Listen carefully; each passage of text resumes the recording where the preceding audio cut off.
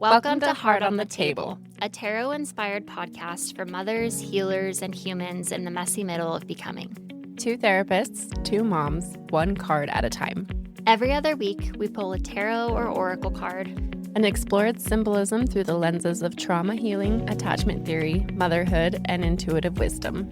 Together, we weave our clinical therapy knowledge with personal connections to motherhood, spirituality, magic, and womanhood. Reflecting on what it means to mother yourself and others across timelines, triggers, and transformations. I'm Bree Levitt, licensed clinical social worker.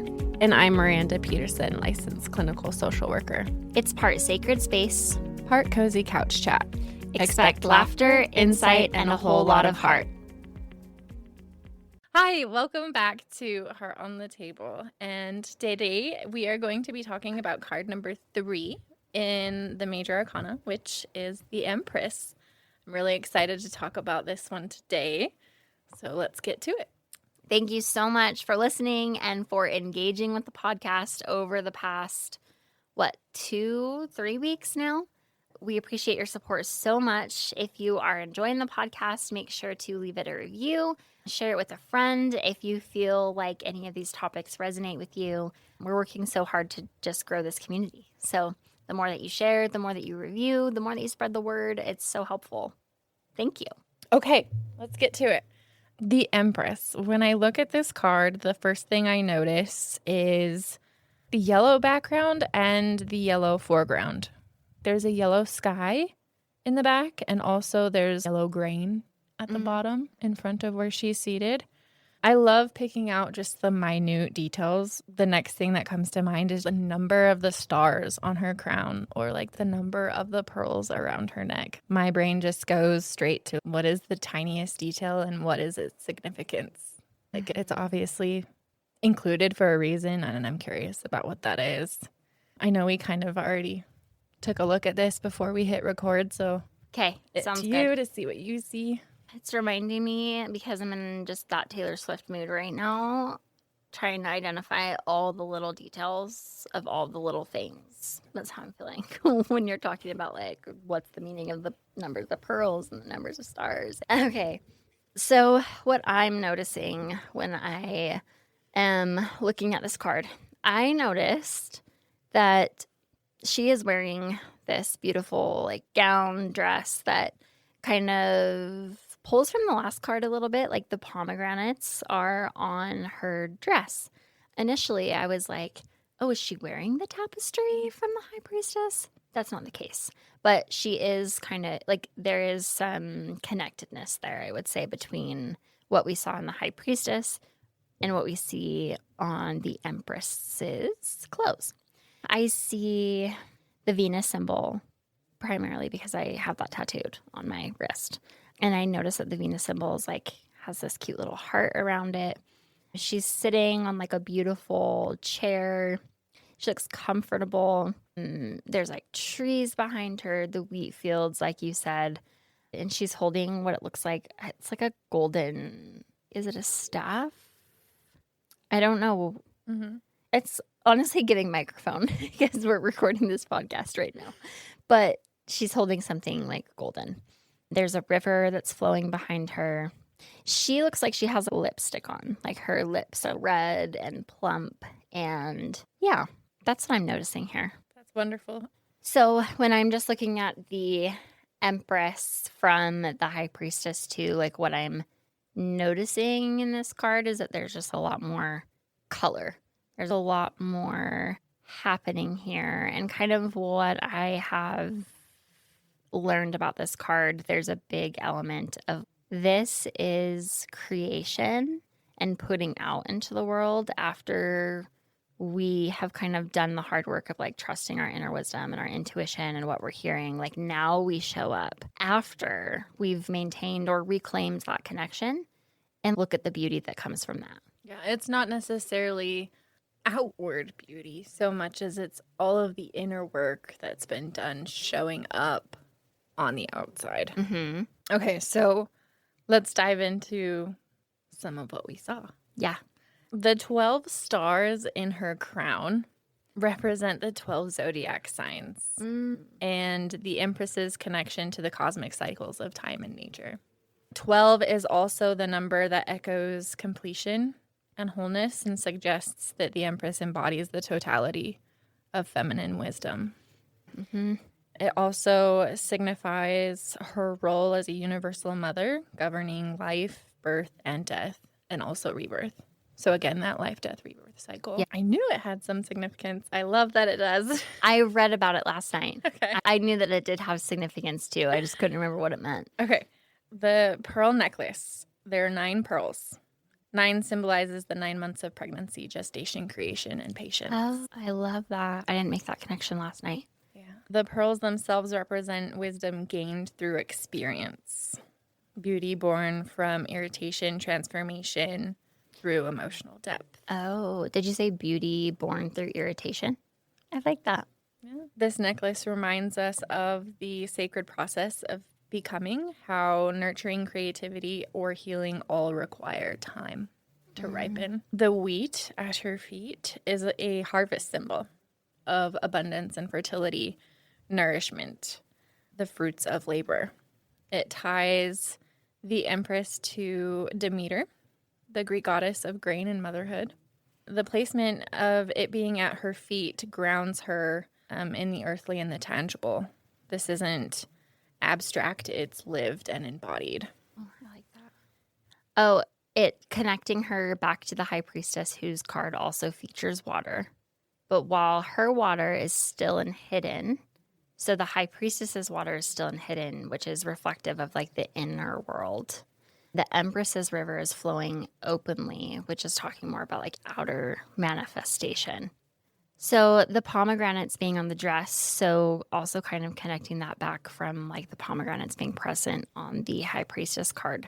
Pomegranates are ancient symbols of fertility, life, and death, sacred to goddesses like Persephone and Isis.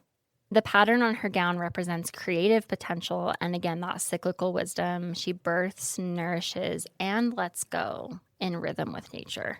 Letting go. I love that. Like births. It reminds me of one of our latter episodes about, I think it was about the Fool, talking about mothering. And like a part of mothering is learning to let go. Whoever they become is who they become. And we have such a big part in that, but also such a small one.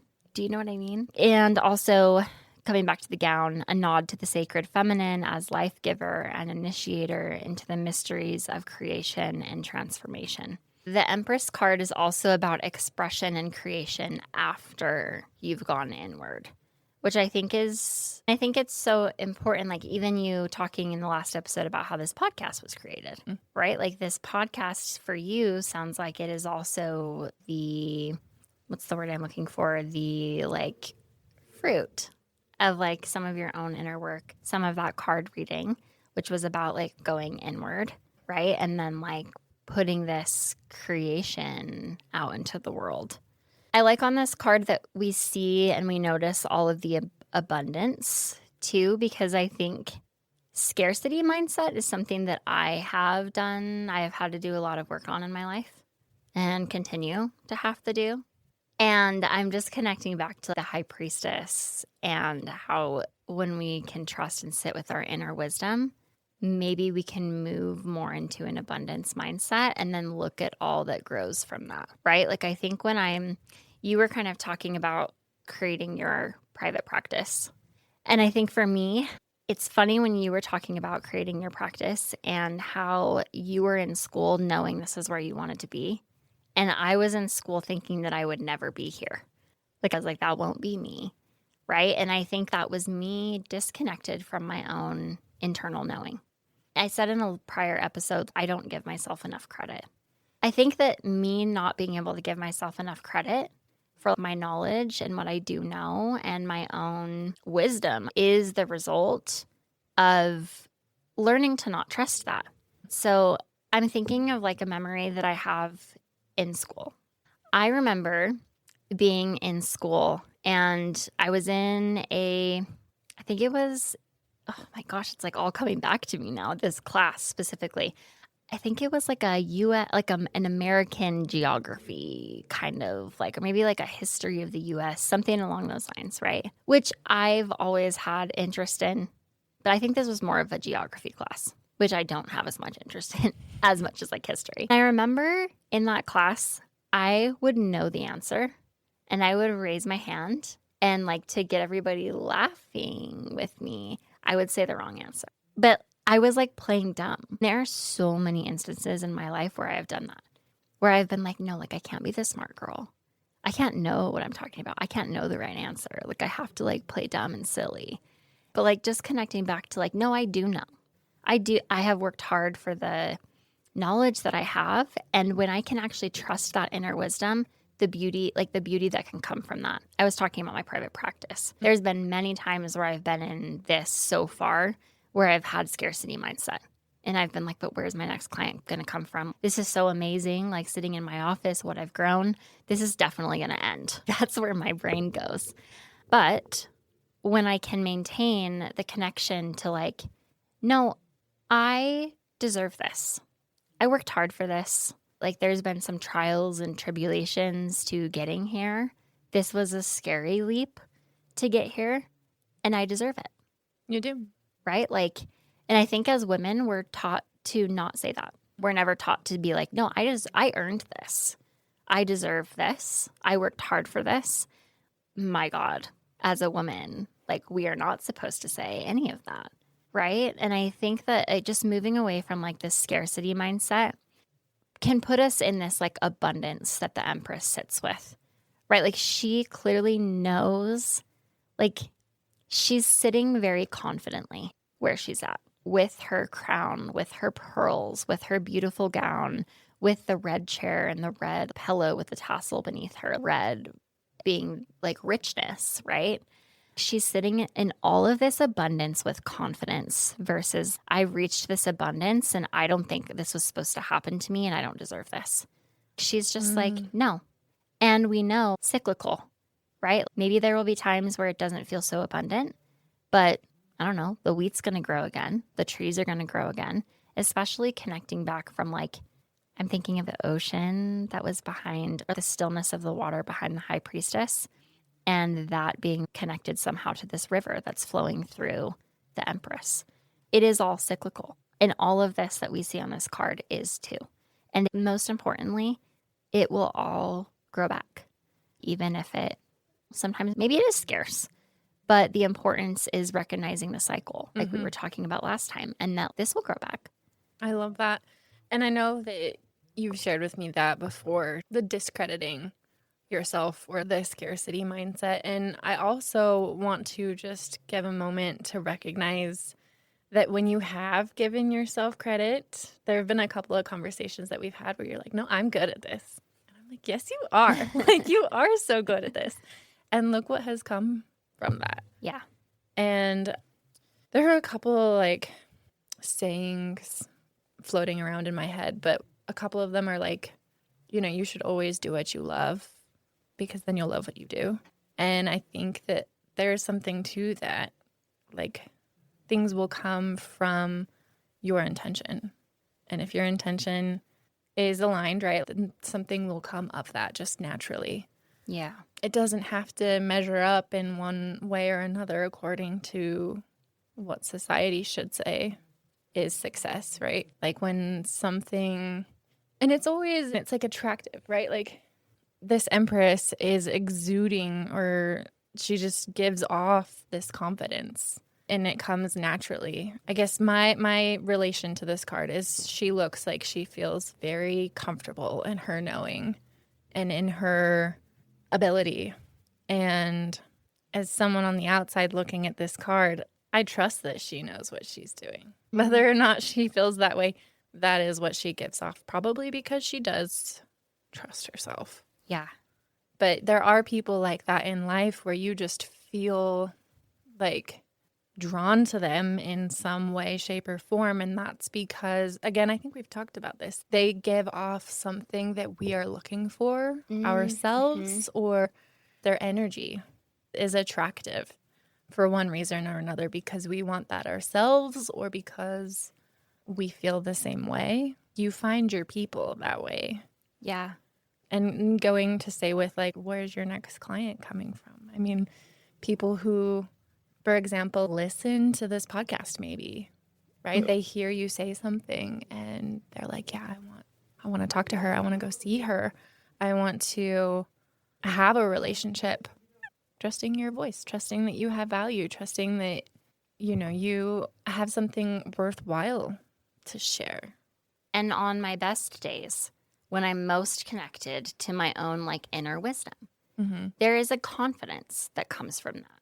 But like every day can't be our best day. No. Like we can absolutely acknowledge that, right? Like I'm not moving around this world with like this. Sometimes I think of my therapist that way, right? Like she's so amazing. She knows all the things. She's so smart. Okay, she also has bad days. Yes. Right? So we have to like I think just to humanize that for clients who may listen to this podcast, clients who want to work with us, like we're also human, right? And like not every day is my best day either. But on my best days, when I can connect to my own inner wisdom, my own inner knowing, when I can recognize that I am enough, right? Speaking back to that scarcity mindset, like when I can sit with, no, I am enough. I know enough. I know plenty to be able to do this professionally. That is when my day probably looks more like it's like more of an abundance mindset, intention kind of vibe. Does that make sense? Yes. So I think another thing I want to talk about with the whole abundance mindset too is like if the abundance in this card comes from our own inner knowing and interconnectedness and inner wisdom, we also have to speak that sometimes our inner knowing or our inner wisdom can get a little foggy or difficult to trust or difficult to listen to when we have survived trauma. I particularly think of betrayal because I have worked with a lot of clients who've suffered betrayal in some form or another, right? I mean, in some sense, I think all relational trauma can sort of be like a bit of a betrayal, right? But when we've been betrayed, we don't trust ourselves, right? Because especially when I'm thinking about relationship betrayal, which some of my clients, that's been why they've come to therapy. But when we've experienced relationship betrayal, we abandon our inner knowing because our inner knowing, maybe it was there in the experience of betrayal, right? Like we kind of had an idea or we had an inkling of a feeling, and that was consistently met with being gaslit or crazy making, like on our part, like that being aimed back at us. It is very difficult to trust our own inner wisdom and then like feel like go out into the world with that. So I just say that because I think it's important to recognize, if you listened to our High Priestess episode, like sometimes reclaiming that inner wisdom and that voice and that trust of our own inner voice is hard. Yes. So that's just to say, right? Like I think it just speaks back to the cyclical nature of it all. But like what is waiting for us once we begin to trust our own inner voice and our own inner wisdom is this card, right? Like she is there waiting to sit there with confidence, to sit there with abundance, to sit there with her own confidence. And just recognizing, as we've kind of spoken, like it's not linear. Like maybe we get in our healing journey to the High Priestess where it's like, okay, now we're reconnecting with ourselves and we're back at the Fool and we're back at the Magician. And then we're at the High Priestess again and then we're back at the Fool. Or maybe we go somewhere else in the Major Arcana. But like what is waiting on our best days and when we can reclaim a little bit of that inner trust and inner knowing is the Empress. I love that you said, like, the Empress is waiting. Is just waiting for us. She's not going anywhere. It just takes us being able to get to a place where we feel reconnected and reestablished and trusting of ourselves again. And the Empress isn't going to exact any sort of punishment or anything like that. She's simply just there and she's waiting. And she will be waiting. She'll meet you when you show up, and when you have times when you encounter the Fool again, it doesn't mean that she's gone anywhere. She's still waiting. Yeah. It's just a matter of where we're at on our journey, and that being we say all the time in the therapy room, like meeting clients where they are. And maybe that's just where we are. And that's okay. And the Empress isn't sitting there waiting to tell you, like, you should have gotten here sooner, right? Like, she's there simply, she's just there. There's no timeline Mm-hmm. at which point you have to like achieve any of these things. Right. And they're a constant like cycle too. Like you go again like from Fool to Magician to Empress back to Fool. Like there are just some things that are easier to fall back into than others, and it just takes some time rebuilding that trust with ourselves, with our own knowing, our own intuition, and that doesn't mean that we're never going to not trust ourselves again. You know, under any given circumstance, there can always be a time when we question ourselves or our intuition, and it's just about building and maintaining maybe that relationship with it. Can we give our intuition enough space to allow it to grow instead of devaluing it or dismissing it? Dismissing it. I think that comes up a lot in my office, like the quick move to dismissing our own inner knowing.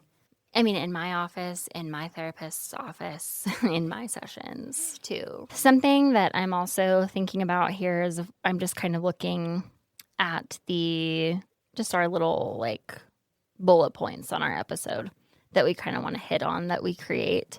One of those is reclaiming the body, and is just talking about like the Empress is reinviting us to have safe embodiment. And when I'm looking at this card, like fertility is all over it. That's what the pomegranates symbolize, I have read, is like fertility and womanhood. And the Venus symbol tying into that, I'm thinking of like femininity. There's kind of some discourse on this card, like whether or not this is a pregnant woman. And I think that if I'm thinking about safe embodiment and that being like what she first represents, I'm also just thinking about like, how do we get to this card and what this card represents after our bodies have betrayed us? And I'm thinking of like the many people that I know and myself personally who have experienced like birth trauma or just struggles with fertility in general. I think that's something that's so delicate, is that this card, we're like, yes, this exemplifies like at its core, like femininity, which equals like motherhood, right? And what if we can't get pregnant, right? Like, what if we struggle? I'm just thinking of one of my friends and I'm feeling emotional just thinking about her and like her struggles that she's had to get pregnant. And then I'm thinking of like my own birth story from April and how I don't want to dismiss it and say like I'm pretty resilient, so I'm doing fine. Like it still makes me very emotional to talk about it. I have a really great support system. During the time I was seeing my therapist and she was really great, right? So like I've processed some of it. But when I'm thinking again about safe embodiment, it's just like so difficult when we feel a little bit betrayed by our bodies. And in thinking about my birth experience in April, something that I'm just connecting back to, like I had the inner wisdom. I knew something was wrong. And I kept telling my provider, like in the appointment that I had leading up to giving birth, I was like, something is off here. I have a preeclampsia history. I had preeclampsia with Charlie. And in my second pregnancy, I said from the second I found out I was pregnant, I was like, I'm not going to get it this time. Like, I'm going to work really hard. I'm going to try and do all the things.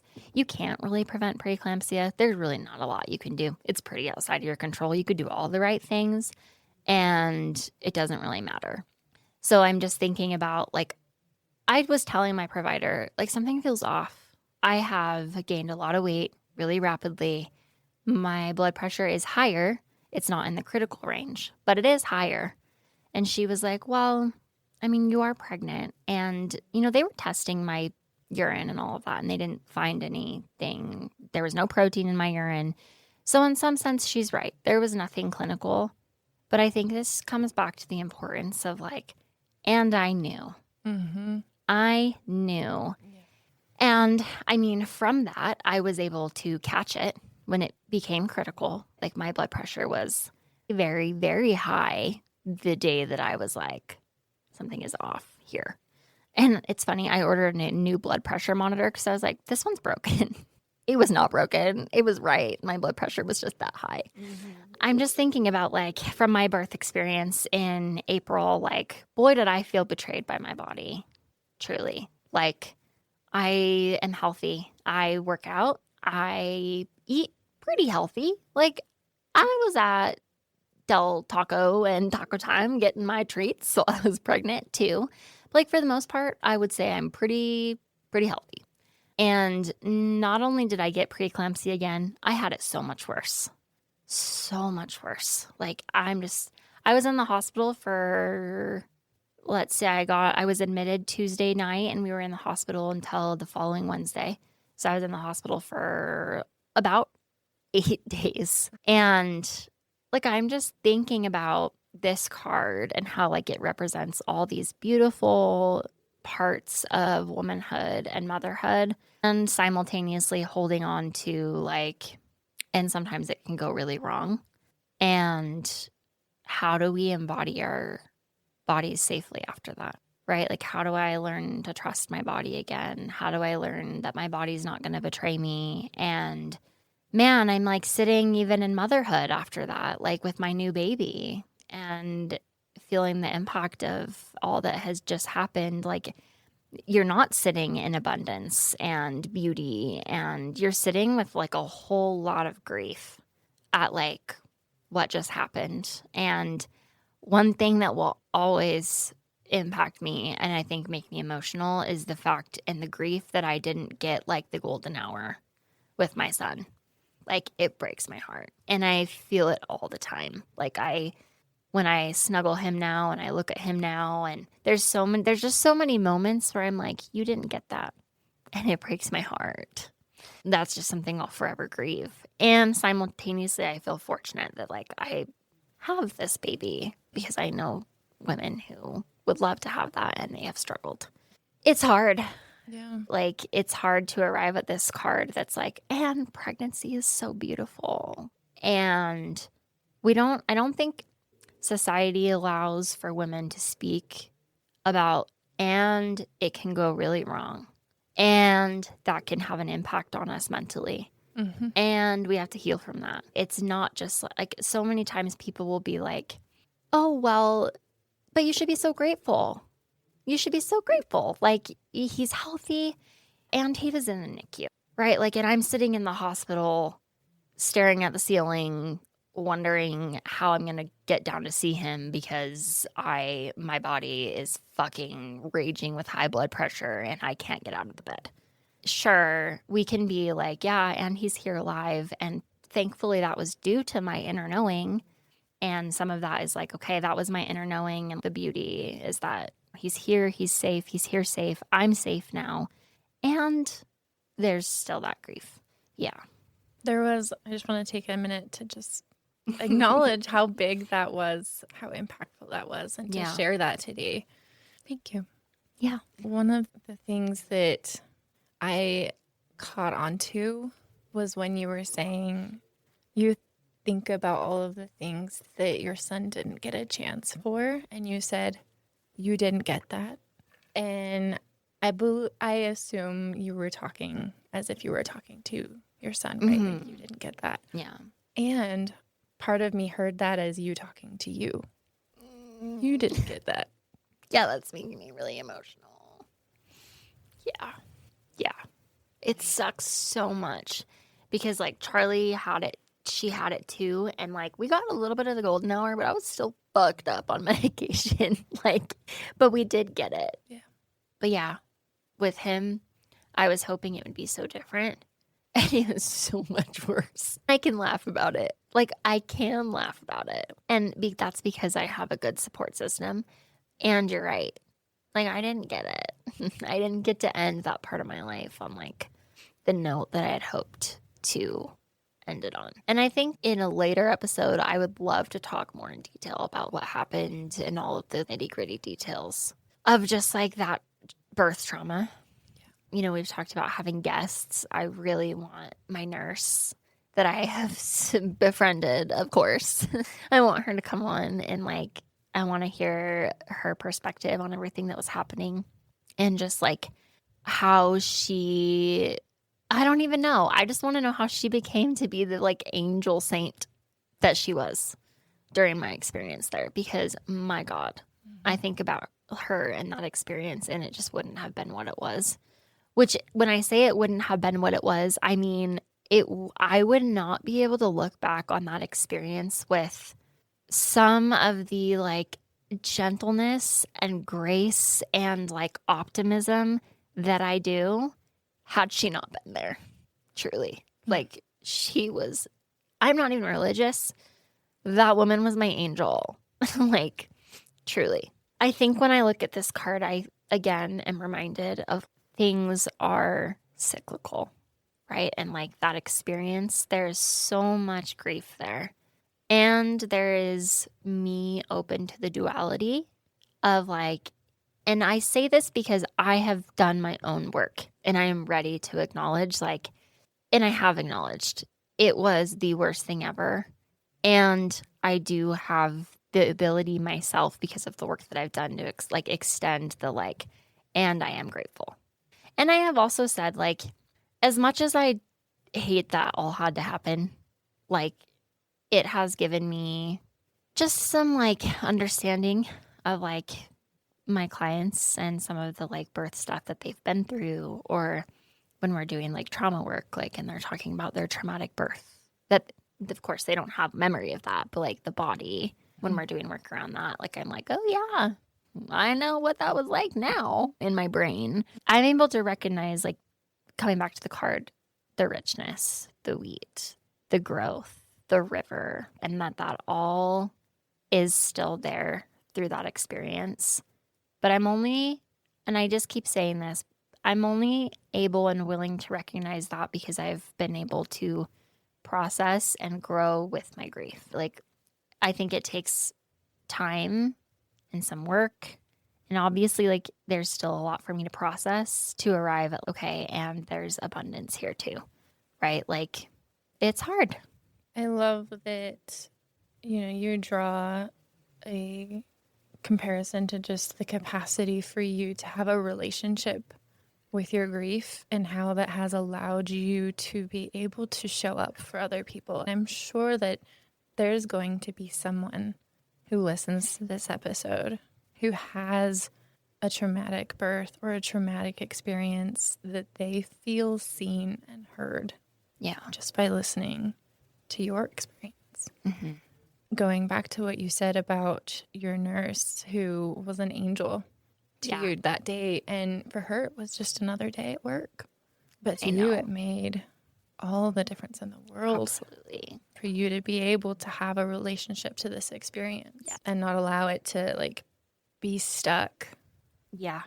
For you to be able to almost like, I'm thinking of it as like scar tissue, right? This traumatic thing happened, and if we don't allow it to shape us in some way, like the scar tissue will get hard and will calcify and will remain stuck.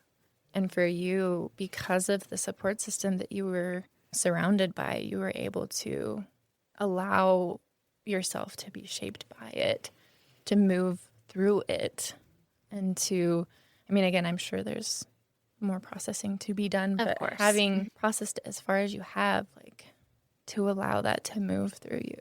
Yeah. And like, such as grief, right? Like, it always has to be processed. Like, I think grief is an ongoing process. And I'm thinking about you identifying it as scar tissue.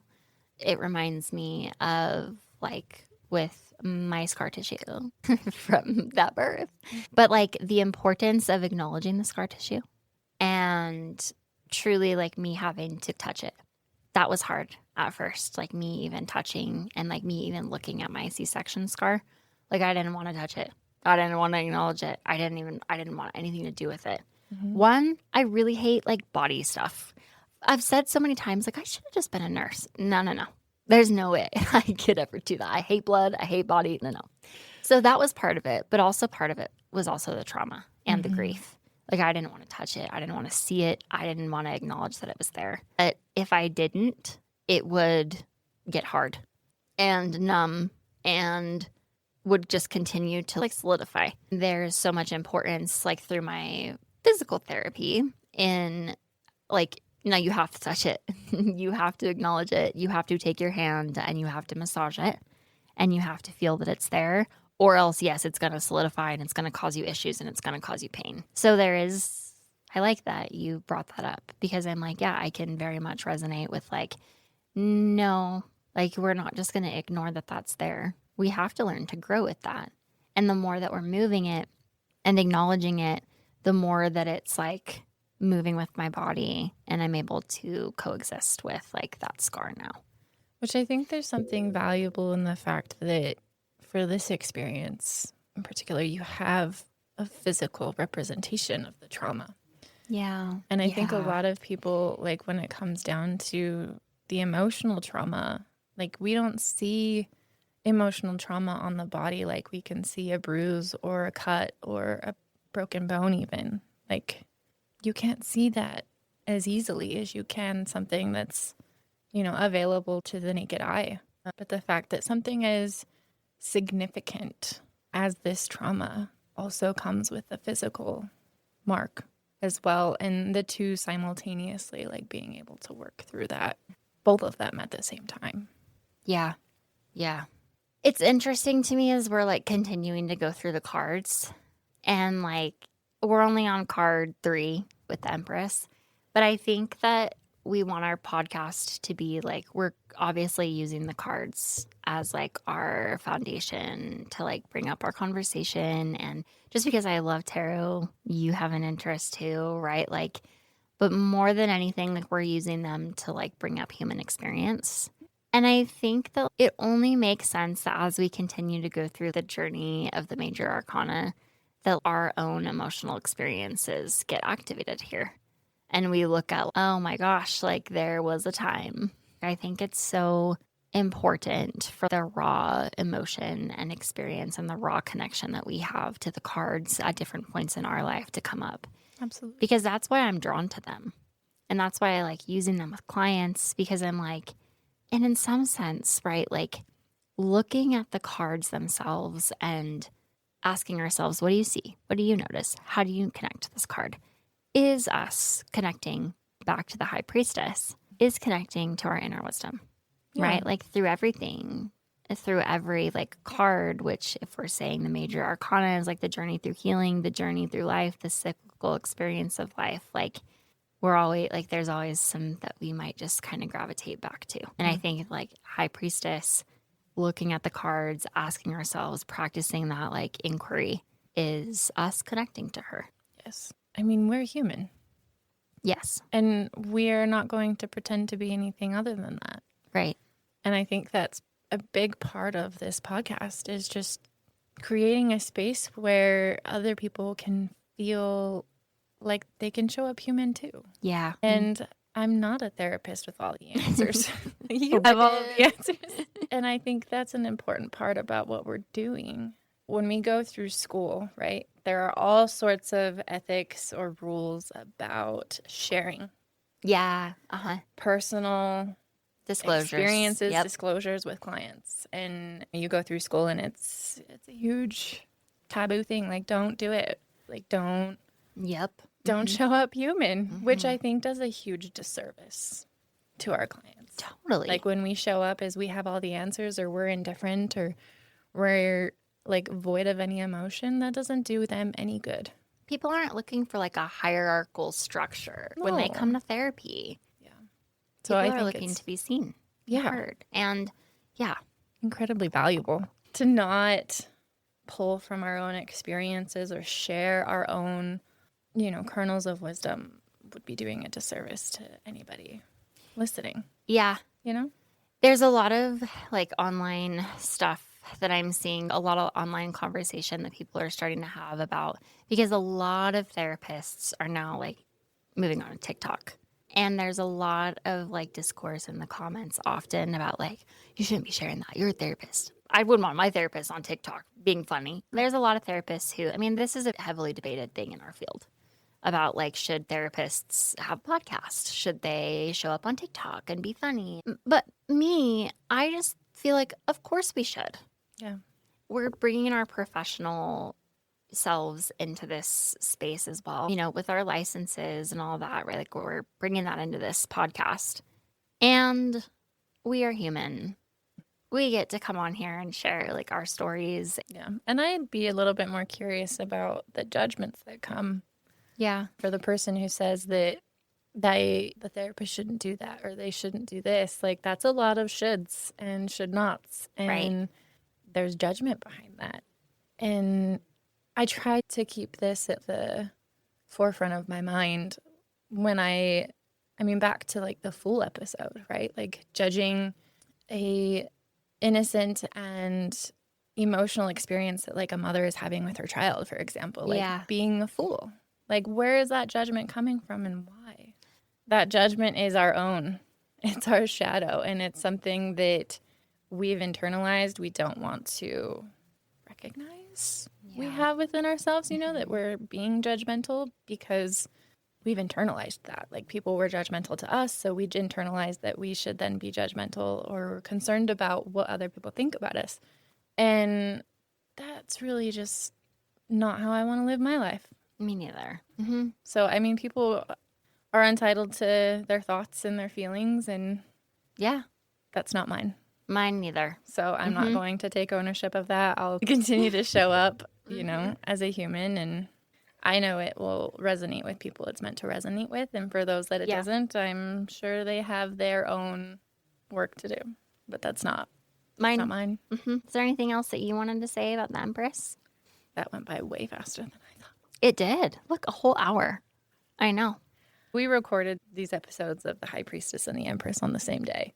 And I think the fact that they showed up in a pair together, like that we got to do both of them in one day, just made for an extra special day. I'm glad that it happened. When I told you, I was like, we're doing the High Priestess and the Empress. I was like, she's going to love that because they very much go hand in hand. Yeah. And I'm like, I feel like that's just cool. And I feel like it was synchronicity. Yep. Yeah, I'm going to see if I have a good Empress closing here for what's yours. Go ahead. How do you allow yourself to receive love, rest, abundance, and beauty? I like that. Do you receive those things? Do you allow yourself to receive love, rest, abundance, and beauty? How can you give care without abandoning your own needs? Because the Empress is all about, like she's about like lushness too, and like creativity and growth and like putting that into the world. But if we're connecting that back to like me sharing a little bit of my experience today too, like how do we do that? How do we show up that way while also acknowledging that it might be difficult to do so? I love that. Right, without abandoning ourselves and our own needs. Okay, thank you so much for listening to our podcast episode today on the Empress. If you enjoyed it, share it with a friend. If you want to give us a review on Apple Podcasts, on Spotify, we are also now on YouTube Podcasts. You can give us reviews there. I'm just asking for reviews. We've put so much work into this. We want to build community. And the more that you share with your friends, the more that you give us a review. One, we're so grateful. It helps us build this community. Thank you so much. One thing I was going to say, and it doesn't necessarily yes. to make it into the podcast, but like this is our baby. Yeah. And back to like the Empress card, I know we didn't touch on it, but like pregnant doesn't necessarily have to mean like pregnant with a baby. I love that. That is a very good with acknowledgement. An idea. Like, what are you carrying inside of you? Yeah. And how can you give that to the world? No, I really like that. I think that's an important acknowledgement. Like, pregnant does not have to be, it does not mean pregnant with a baby. It could be pregnant with an idea. Thanks so much for listening. Have a good rest of your week. Bye. Bye. Thank you so much for joining us in today's conversation. We hope this space offered you a spark of meaning, a reminder of your own strength, or simply the comfort of knowing you're not alone in the messy middle of becoming. If you enjoyed this episode, we'd love for you to share it with a friend, subscribe, or leave us a review. It helps this little community grow. You can also find us on Instagram and TikTok at Heart on the Table Pod, where we share more reflections, tarot pulls, and behind-the-scenes glimpses of the podcast. Until next time, may you keep noticing the magic woven into your everyday life. Please remember, while we are both licensed clinicians, this podcast is not therapy and does not create a therapeutic relationship. The conversations here are for educational and reflective purposes only. If you are seeking mental health support, we encourage you to connect with a licensed provider in your area. Thanks for listening.